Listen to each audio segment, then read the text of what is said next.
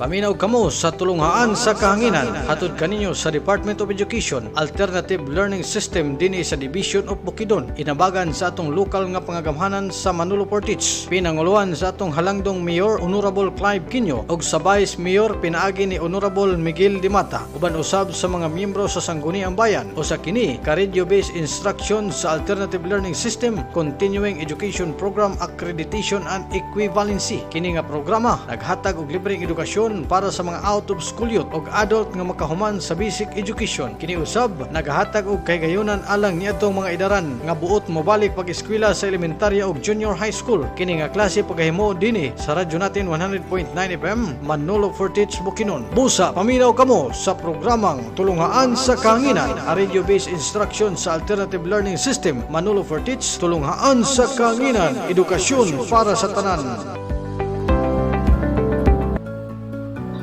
Good day sa tanan. I hope nga naka-tune in ang ato ang mga learners sa radyo natin 100.9 FM, radyo natin Manolo Portage. At the same time, naamo sa inyong balay ay palihog na lang pud og tan-aw sa ato ang mga live stream, no, sa ato ang lessons nga na-discuss namo o nga na-record sa ato ang live streams. At the same time, napunta sa YouTube account nato. Just search my name, Anthony Edmond Gunhay Dumaog. Na dito, ipang-upload na ko later on ang tanan-tanan nato nga mga na-discuss diri sa ALS. Get ready for the Learning Strand 6 Digital Citizenship Secondary Level.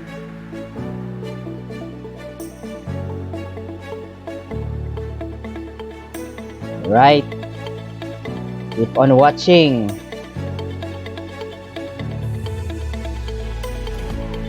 Again, this program is ALS On Air and FB Live program, sponsored by the local government unit of Manolo Portage and of course radyo natin and Manolo Portage District 1, 2, 3, and 4.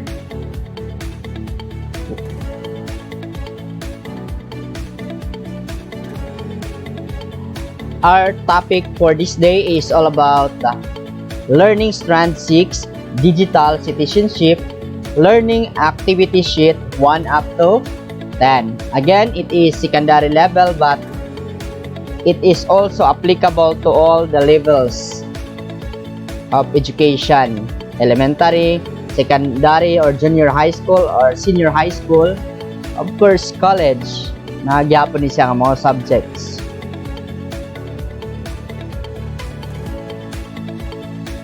Our last number 1, all about spreadsheet application.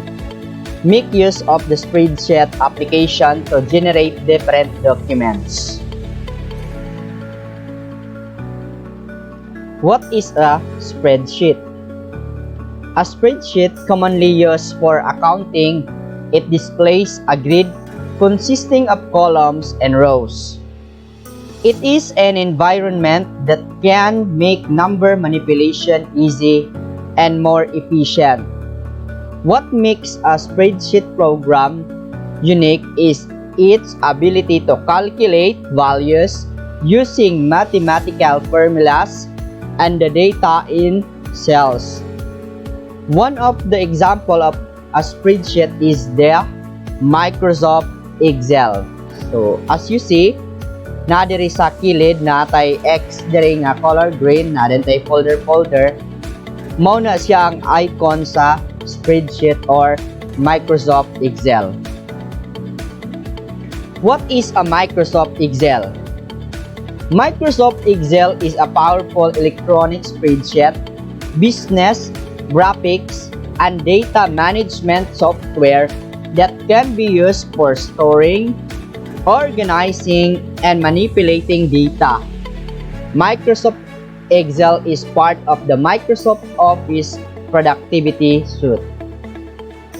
So, mabalaan pa na ninyo later on sa atong pagpadayon sa atong discussion. Here are the top 5 uses of Microsoft Excel. Number 1, in accounting. Excel can be used for budgeting, preparing financial statement, and creating balance sheets. Sa mga accounting, no, sa mga businessman, businesswoman diha, and sa accounting office, mao gyud ang ilang mga gamit para mapadali ang ilang trabaho sa mga financial statements. Dili lang pud sila, but anybody can use this. 2. Graphing. Using of charts and graphs that can be generated through Excel can communicate information visually. So example na kay gina-represent nga mga example population of each barangay. Kung naay graph, mas dali siya sabton o mas presentable gyud ang imuhang pag-present sa imuhang topic. 3. Data organization.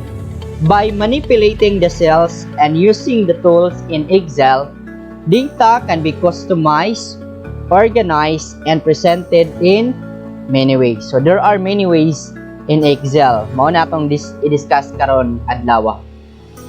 Number 4. Calculating. Excel allows user to perform different function and formulas. So di na ta kinahanglan mag times, sulat-sulat pa. But there is the Excel, shortcut na ang atong gapang buhaton. Diretso na nay formula daan sa imong i-calculate. I-sum nimo, i-subtract, i-times, basta about calculating na. Excel gyud ang gamiton para madali. Number 5. Managing office operations. Excel is useful supporting everyday tasks at work such as invoicing and paying of bills.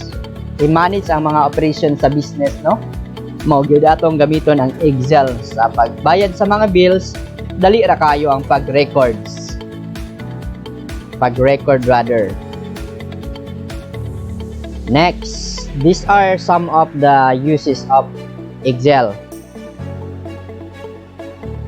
On business, from January ang iyang record sa business.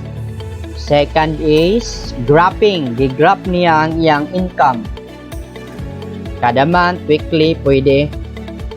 Third, Microsoft Excel about basic profile.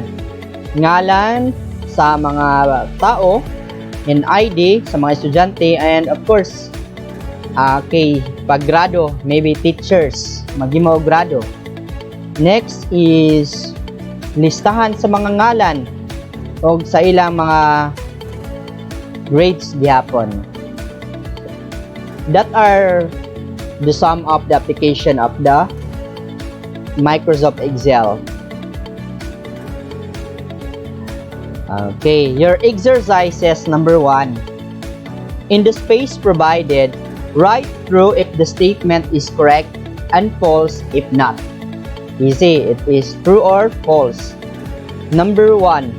Spreadsheet is commonly used for editing pictures. Number 2. Spreadsheet displays a grid consisting of columns. Number 3. Excel is a powerful electronic spreadsheet, business, graphics, and data management software. 4. Excel can be used for storing, organizing, and manipulating data. Number 5. Spreadsheet can make number manipulation harder and less efficient. So is it true or false? Another, enumerate the uses of Microsoft Excel. So what are the uses of Microsoft Excel? We have 5 items below. Last, number 2, opening and closing spreadsheet. Demonstrate how to open a spreadsheet application. A spreadsheet is an electronic document which we can manipulate data and information in a grid consisting of columns and rows. One of the example of a spreadsheet is the Microsoft Excel. So as you see, naatay tulo ka buok nga mga icons depende sa imong laptop or imong computer ang imong Excel. So basically these are the three icons nga makita nimo nga Excel gyud ni siya nga application or folder. These are the steps and ways on how to open the Microsoft Excel.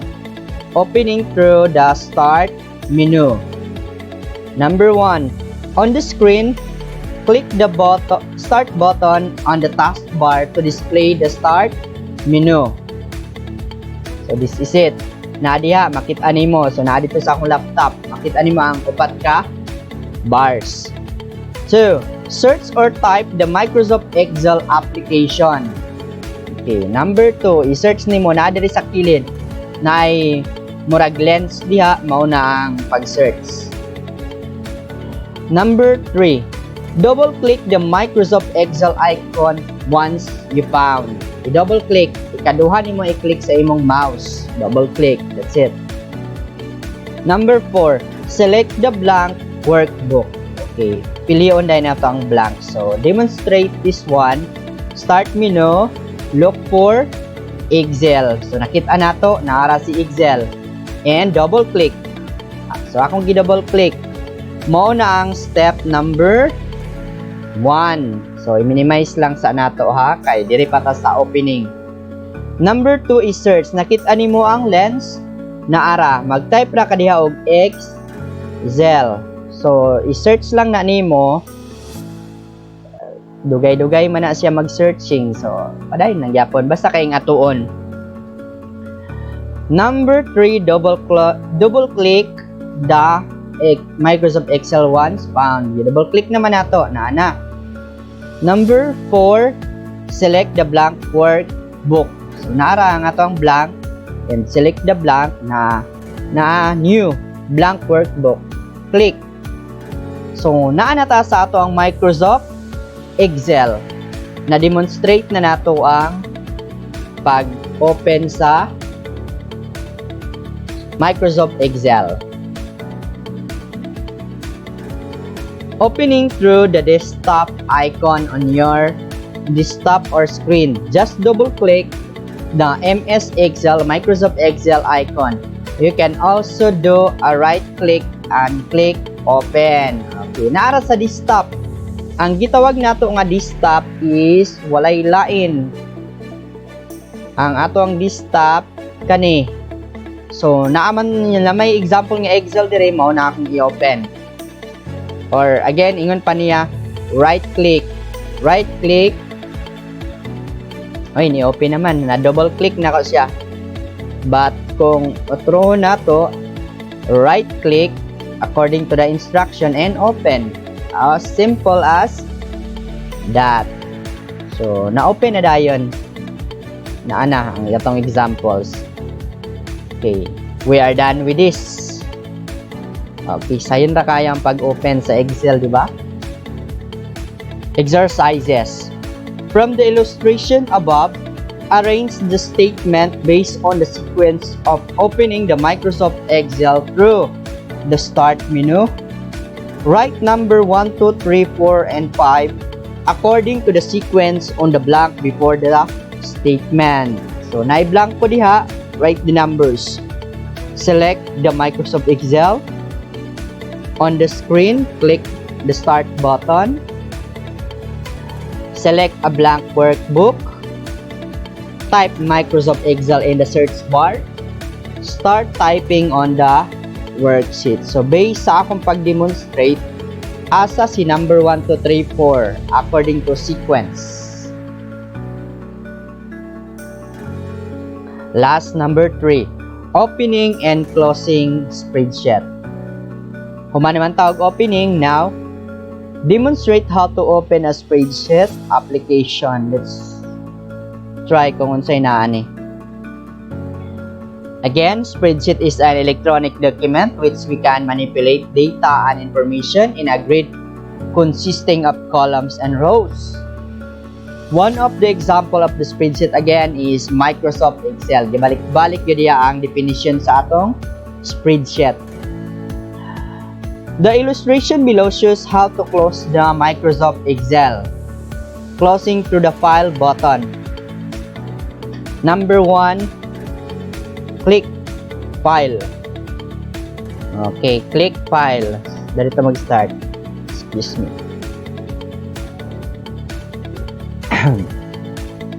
Click File. Okay. Mabasahan dahil nimo si close, no? Naden si close. Excuse me. Close dahil nimo, ma-close na dahil ang spreadsheet. Na-close na gid noon. Anyways, padayon. Click close. Closing through the close button. Okay, another example. Kung gusto nimo i-close na ang X dire mo pula, pag click nimo, close na, wala na. Wala na nabilin nga Excel. So that is closing button, close button. Your exercises. Based on the illustration above, provide the correct words to complete the steps in closing the Microsoft Excel. Number 1, click the blank at the upper left of the screen. So what are the right words or correct words? 2, on the drop-down list, select and click the blank. Number 3, the other way to close the worksheet is to click the blank at the upper right part of the screen.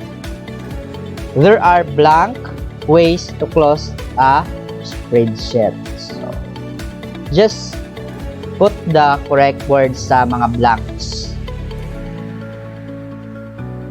Last, number 4, saving spreadsheet. Demonstrate how to save a spreadsheet to a location on a drive. This is it. Once you have finished working on an Excel file, you can save it in the hard drive of the computer or in the flash drive.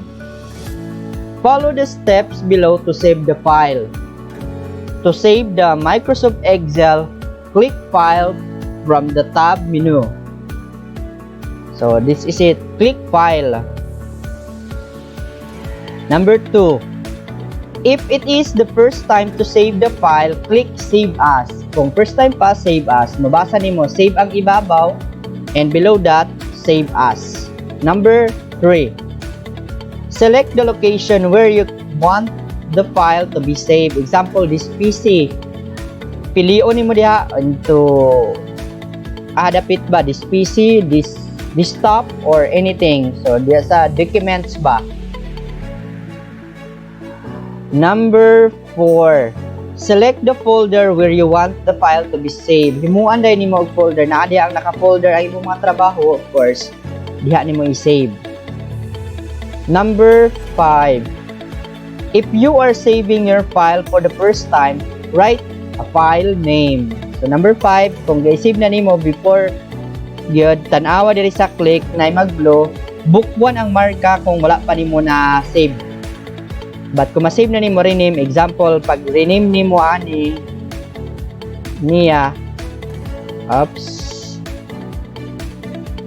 pag rename nimo ana is ma-change gyud ang iyang ngalan, depende sa imo. Example is grades. Mo na imong pag-save. Then click Save. For file saved previously, you may directly click the save icon or press Ctrl S on your keyboard.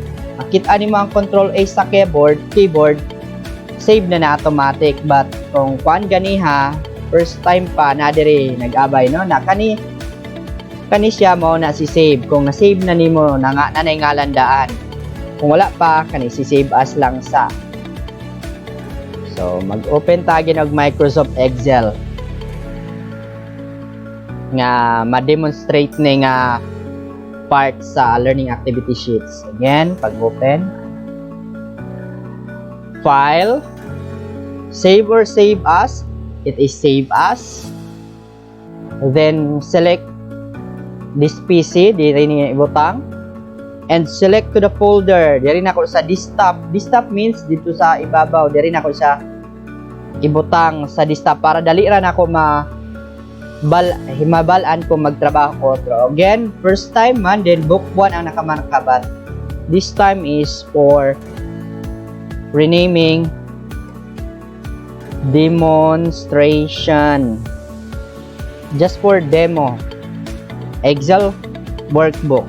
Then click save. So na-save na niya atong file. Let us continue. Exercises. From the illustration above, arrange the statement based on the sequence of saving the Microsoft Excel. Write number 1, 2, 3, 4, 5 according to the sequence on the blank before the statement. Double-click this PC. Click the File tab. Write a file name. Click Save As. Select the folder where you want the file to be saved. So nasa blank, isulat ang sequence nila kung which come first. There we go. Learning strand 6, last number 5. Switching open spreadsheet. Okay, switching. Apply knowledge in switching between open spreadsheets. When working with one Excel file at a time, opening a second Excel file can complicate things.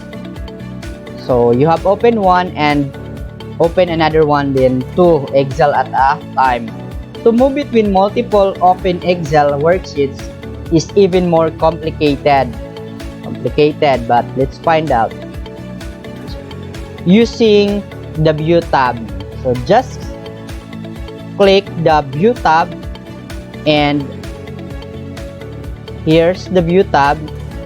Click that one, then here's the switch windows, and you can have these 2 Excel nga open. Let's try. So isa ra man atong na open nga Excel. Let's open another one so that we can demonstrate this activity. Okay. So we have 2 Excels now. I-open pag yun. Okay. Makitaan lang nga na just click the box para mo dako siya. Kani mo minimize, maximize, and close. So to switch, again, just click View. Let us try this one. View. Okay. Naara ang View. And switch windows. Naara si switch windows.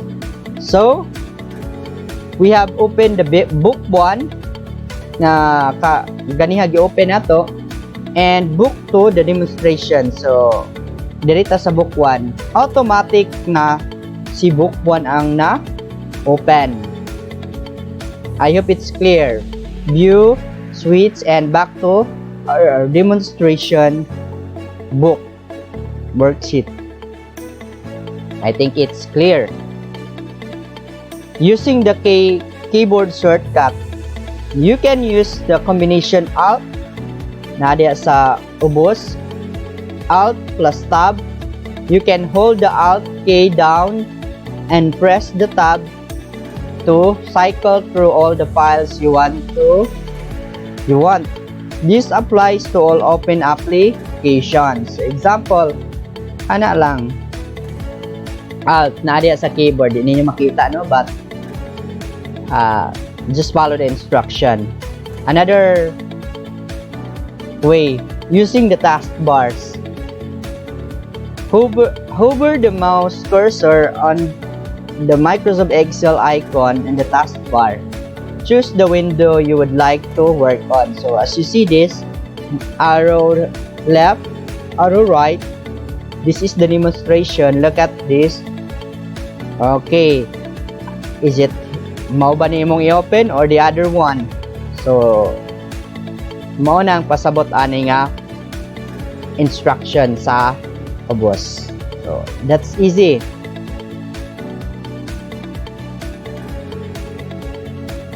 Your exercises. Write true if the statement is correct and false if it is not. 1. We can switch open spreadsheets by pressing Alt and Tab keys at the same time. 2. Switch Windows button can be found in the File tab. 3. We can switch open spreadsheets in the taskbar. 4. We can have multiple open spreadsheets. 5. There are only 2 ways to switch open spreadsheets. Based on our discussion, is it true or false? Last, number 6. Using cells in a spreadsheet. Demonstrate understanding using cell in a spreadsheet. Now, every worksheet in MS Excel is made up of 1,000 of rectangles. 1,000 of rectangles again. You see the 1,000 of rectangles here, which are called cells. Cells. It is the example of cells. A cell is the intersection of row and column. Ya, nagtagbo si row o column. Rows are identified by numbers and column are identified by letters. So, try to look at this one. Letters, these are column. Si column A, mo na ipaubos niya. That's column A. Part of column B, downward. C, downward, and D, downward. And the row is 1. So, this is 1. Row 1. Oh, marabag sa eskwelahan sana. Row 1. Row 2. Straight. Row 3. And row 4. And the cell is here. And every cell has its own name or address or cell address. For example, the selected cell intersects column A and row 3. So, the cell address is A3. So, naa din sa ibabaw makasulat ang A3. Kaya naman siya sa A and to sa column A and row 3. Cell address sa ibabaw. Let's try. Okay. Pag naa diya si cell, look at this one. A1. Kung dirita, B6. Column B, row 6. Here, C12. So, it is easy. Sayon ra kayo, no? Makita nimo kung asa gid si cell nakapaingon. You can also select multiple cells at the same time. This is what we call cell range. Cell range known as the group of cells. For example, a cell range that includes cells A1, A2, A3 up to A6 would be written as A to double dot to 6. So this is it. The example. Ana lang siya. A up to 6. Let's try. A, okay, i-select na to. Okay, A1. So mao na siya ang A up to 6. Gi-select na ko sila gipablo. It is easy to select. Just click, hold, click, and okay, buhian. To insert content in a cell, click a cell. Type into the selected cell, then press enter. the text you entered will appear in the text cell, in the cell and the formula bar. So, look at this one. Formula bar to sa ibabaw na abay sa FX. Nag-type ka dito og AL sa cell. Let's try. Nag-type siya diri og ALS. And of course, try to look at this one. This is ALS. And I hope nga maklaro na ninyo, no? Okay. ALS and formula bar. Anything that you are typing on a cell is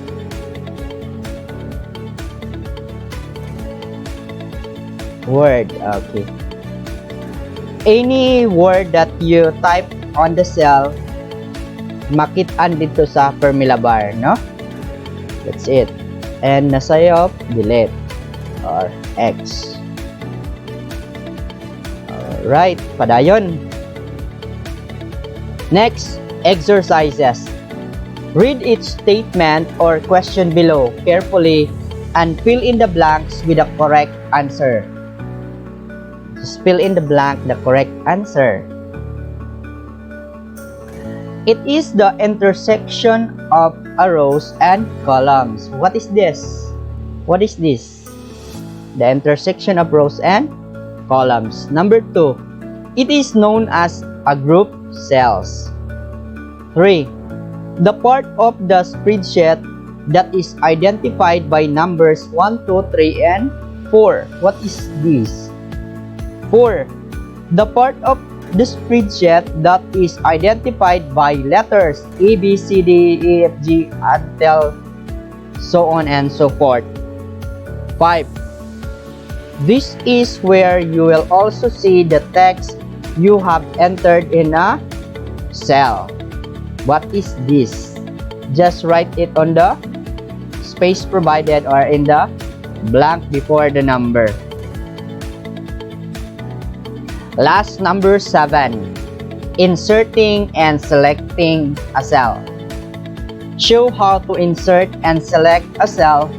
Enter a number, date, text in a cell, select a cell, range of adjustment, and non-adjacent cells, entire worksheet. So these are the objectives of this last try. Inserting a data in a cell.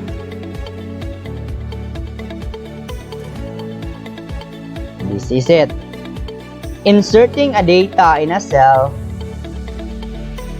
You can either use the mouse by clicking or the keyboard using the up and down, left and right button.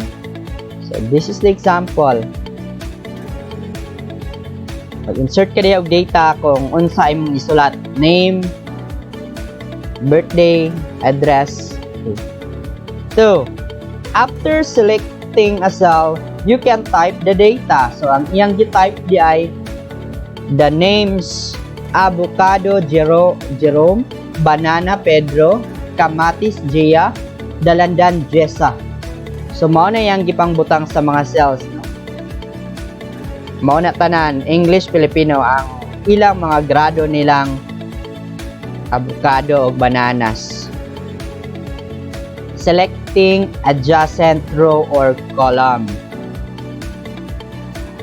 Click the chosen row or column, and if the black arrow appears, click the left button on the mouse and all the row or column are selected. So this is sa column A, nagulat siya. Pag click niya, nag-arrow black, then right click, ma-insertan dayon na siya diri sa kilid. Ma-insertan din siya sa kilid. I will demonstrate that later on. Sales and profit report. So mo niya mga sales, no?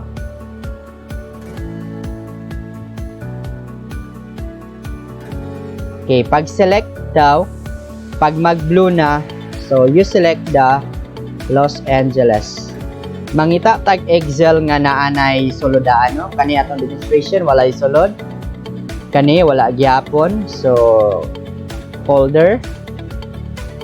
Mangita tawag na ay sulodaan nga Excel. Okay, I have a lot of Excel here.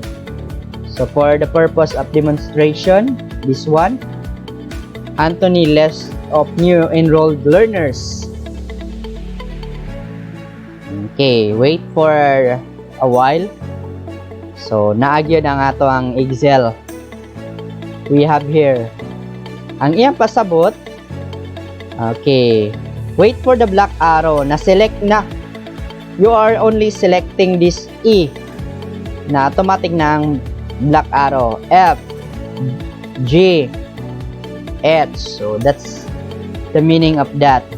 Og sa PCAS code number, okay, black arrow gyapon, you're selecting palibot. Here, selecting pagera. So magkalahi siya color. And that's it. Kani, okay. Pag-insert naman og data. So pag-insert og data sra kani, example, ilisa nato na sayop ka na imo man din. It should be bunda. Okay, ingana lang until and so on. So mo ni akong gipag-enter nga data. That's the meaning of this. Inserting a data in a cell. If you want to select more rows or columns at the same time, all you need is to select the row or column you want and long press the left button on the mouse and drag to the selected row or column. So, ingana lang. I-drag ra dahil nimo. Kung mag-select ka din, mag-insert, I will demo this karon. Okay. Dito siya mag-insert sa PCAS. Kani, sa abos siya mag-insert. Okay. Select more rows. Kung daghano nimo og rows pa dai, dili pa ka mag-insert, mag-select pa og many selection. Okay, again. Selecting non-adjacent row or column.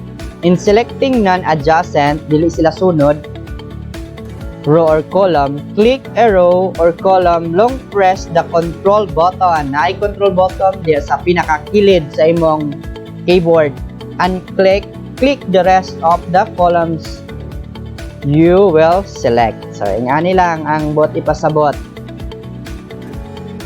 Dirita. Select. First instruction is to select multiple. Daghan kay tag na select, no? Just control. Control and shift. Ana lang dayon. Ano? Control lang nga button. Dili shift. Control, hold. I-hold dayon and buhian. Nagsunod. Oh, I have selected many columns. Here, diri na pud ko sa rows. Okay, na-select na po na sila tanan ang nag-gray ang colors. O katong pasabot diri sa ubos. Okay, adjacent and non-adjacent. So let's try. Okay. Select, control. Select again. Okay. Okay. We have tried control, and control. So I have selected nga wala nagsunod adjacent. Diri na punta nga side, control. So selected. So this is easy. In the space provided, write through if the statement is correct and false if not. In selecting non-adjacent row and column, control button is not necessary. True or false? 2. In selecting adjacent row or column, control button is necessary. 3. Black arrow indicate what row or column is selected. 4. Dragging your cursor across other rows or columns will automatically select the adjacent row and columns. Dragging your cursors across the rows and or columns will automatically select. Automatic ba? True or false? 5. Control button is found in the computer mouse. True or false? Last, number 8. Creating a list using Microsoft Excel. Avoid blank row and columns in the main body of list.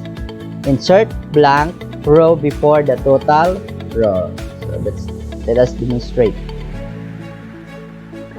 A list in a spreadsheet is a sequence of rows or related data. List. So, listahan. A rundown is a succession of columns with related information. Rundown. Tanawa si rundown ha.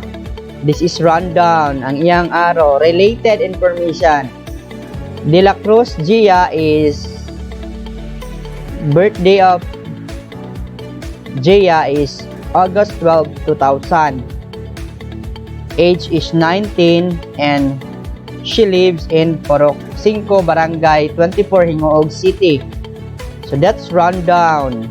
Related information nga naka-line sa row or columns. A record is a group of information that relates to each other. Record. Look at this record. So, ang rundown pasabot is si rundown kani column list related each other. No? But si record ang pina straight. Iyahang information alone kani. Okay. Sabi kalainan nila daw ha. Okay, this is columns. Naka-column si rundown. Ang record, it relates to each other. So, si record ay ito akong unang istorya. Birthday, age, and address of a person related. But these are all related to each other. No? This is the list. In the example, there is no blank column and row. Dapat walay blank diha nga ma apil. Example, derita. Sa ako ang gibuhat nga Excel. Para gid nga masabtan sa tanan, okay? The rundown is this is the rundown column, naka-column. No? And the record is number 1 banda dyan up to grade 6. Muna siya ang record. And the list is the following. Sila tanan. I think it's clear now. Column levels. Inserting a blank row or column. By right-clicking the mouse, click a cell to where you will insert a blank or column. Right-click the mouse, click Insert. Okay. 3. Click entire row or entire column, click OK. Okay, nasa kilid ang demonstration, no? Insert. Okay, right-click lang ni. Kaning isa. Through the Insert tab, click Insert tab, look for the Insert. Click Insert Sheet Row or Insert Sheet Column. Let's try. Dirita sa... Okay, just right-click, Insert. Okay, automatically naka-insert ta og blank, no? Naka-insert ta og diha dapit nga column. Dire, insert, right-click, insert. So nadugangan, pwede ta magdugang. Other ways, insert and try to look at this one. First, the instruction. Click Insert tab, look for the insert, click Insert Sheet or Insert Sheet column. So, insert sa ibabaw.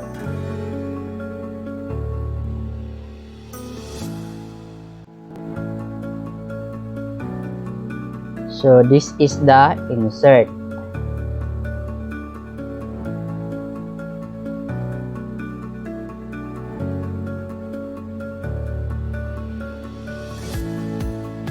Okay.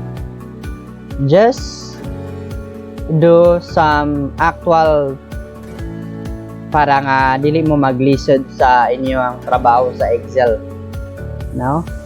Because accordingly, experience is the best teacher. Okay.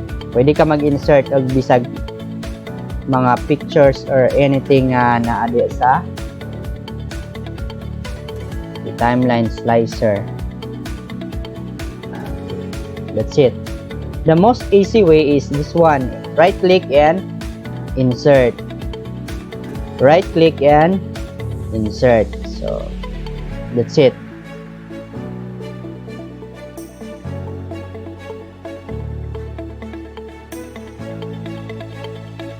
Okay.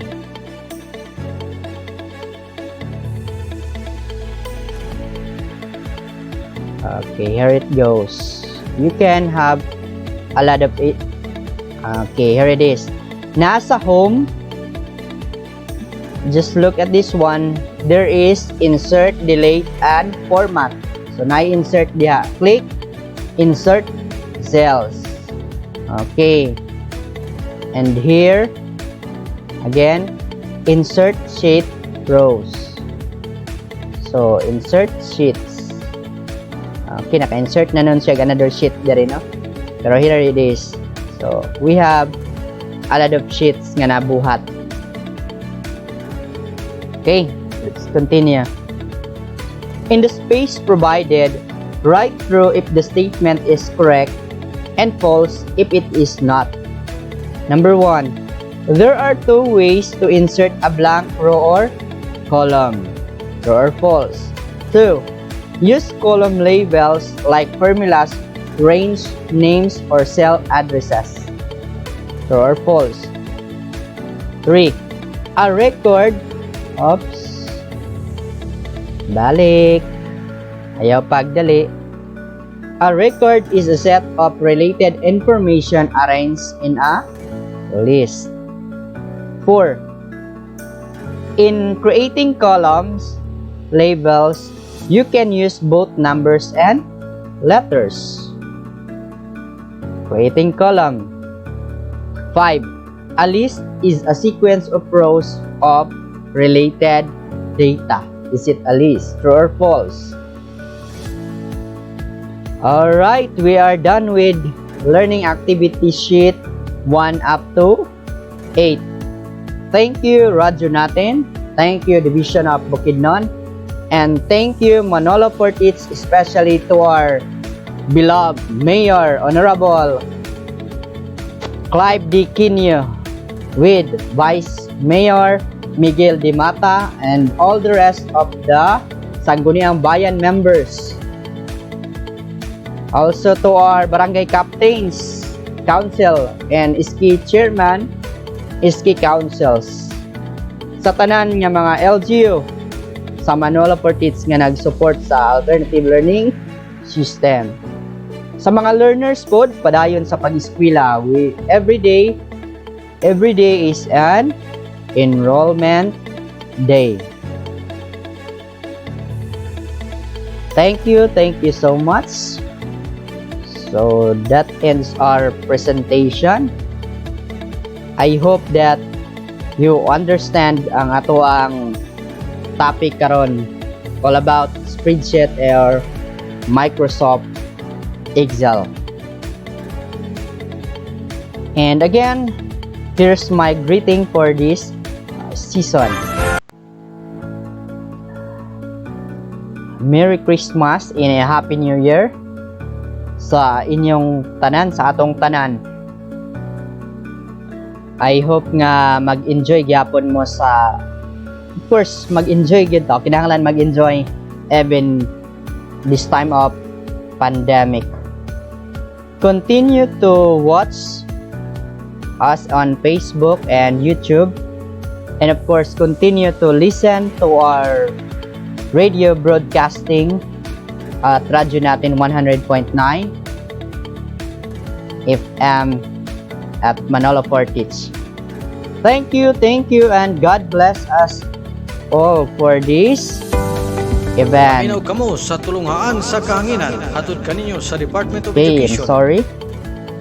Thank you again, and once again, God bless us all.